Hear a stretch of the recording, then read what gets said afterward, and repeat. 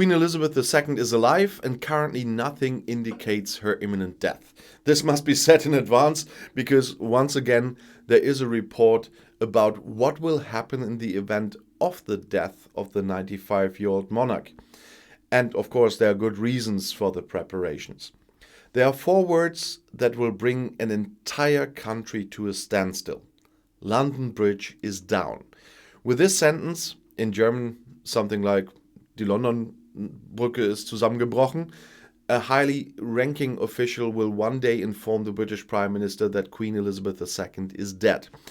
In a short time, grief will overshadow all public life. But above all, the code is the trigger for Operation London Bridge, because the course of the days after the Queen's death has been meticulously specified for years. Who is notified and when? How is the population informed? What happens to Prince Charles, heir to the throne? Responsible are the palace and the central government agency, the Cabinet Office, which even has its own bridges unit. How well the protocol has been rehearsed could only be seen 5 months ago with the death of Queen's husband, Prince Philip. Operation Fourth Bridge went like clockwork. The main features of London Bridge have been known at the latest since the Guardian newspaper reported extensively in 2017 on the plans, which were never denied by the palace. Now the online magazine Politico reports that they have the complete process, including some new details. For example, possible corona conditions have been incorporated, and there are also precise regulations for the behavior of the government apparatus in social media.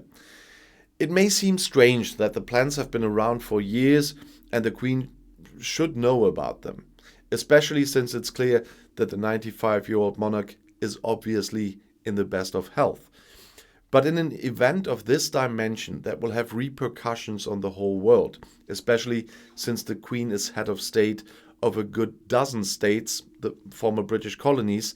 Everyone involved must know exactly. Have a look on my global channel and my global list. I have videos about those countries as well. Otherwise, the emotional mess would cause chaos, and the same applies to the media, for example. Obituaries have been prepared around the world for years, just like with other celebrities. But back to the sequence of Operation London Bridge as Politico describes it.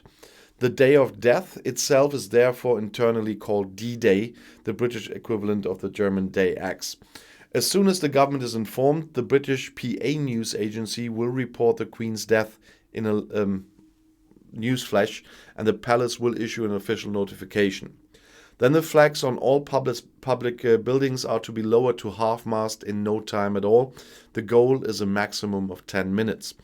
The Prime Minister will be the first to comment, and the royal family announces plans for the funeral, which is believed to be 10 days later. Gun salutes and a national minute of silence are ordered before the Prime Minister meets for an audience with the new king, Charles, the Queen's eldest son. The new head of state will then give a speech to his people scheduled for 6 p.m. local time. A memorial service will be held in London's St. Paul's Cathedral. But not only the traditional ceremony is prepared, the plans are also adapted to modern times. According to Politico, it is mandatory that the banners of the state social media accounts appear in black and that the official coat of arms is used as the profile picture. Ministries are only allowed to publish the most important notifications. They are not allowed to retweet on Twitter until they are approved by the head of communications for the government. The days leading up to the state funeral have also been prepared. It's true that Charles then is already king from the second his mother dies, but it will not be officially proclaimed until the next morning, so D-Day +1. On D-Day +2, the coffin of the Queen, who most recently resided at Windsor Castle near London, will be transferred to Buckingham Palace in the heart of the capital. D-Day +3 sees Charles set off on a journey through all parts of the country. And first stop, the Scottish capital, Edinburgh. Various aspects of London Bridge also have their own code names. The enthronement of Prince Charles is called Springtide, and the 3-day laying out of the Queen is called Feather. Meanwhile, preparations for the funeral ceremony in London's Westminster Abbey will then be in full swing. The Queen is finally buried at Windsor Castle in the small King George VI Memorial Chapel next to her husband. The documents show the extraordinary level of action that is required by all parts of the British state, writes Politico. A massive security operation is planned to cope with unprecedented crowds and travel chaos. Hundreds of thousands will flock to the city. The online portal quotes from a memo. The death of the Queen could lead to London being full for the very first time. And they mean overcrowded by that.